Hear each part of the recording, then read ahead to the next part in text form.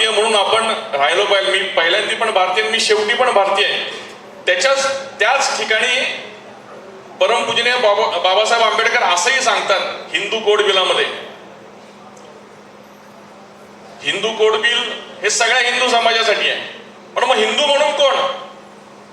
तर डॉक्टर बाबासाहेब आंबेडकरांनी स्पष्ट त्या याच्यामध्ये सांगितलंय की पारसी, यहुदी, ख्रिश्चन आणि मुस्लिम या 4 लोकांव्यतिरिक्त या भारतामध्ये जे कोणी राहतात ते सगळे हिंदू.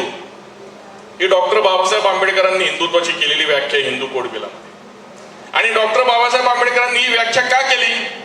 कारण की त्यांना माहिती आहे की यहुदी, पारसी, इस्लाम आणि ख्रिश्चनिटी या 4 व्यतिरिक्त विविध मतसंप्रदाय, पंथ, उपपंथ, जाती समूह जे काय असतील ते सगळे या मातीत जन्माला आलेले आहेत. बाहेरून कोणी आक्रमण केलेलं नाहीये. त्यामुळे त्या सगळ्यांची संस्कृती, सगळ्यांचे राष्ट्रपुरुष, सगळ्यांच्या मान्यता या एकच आहेत.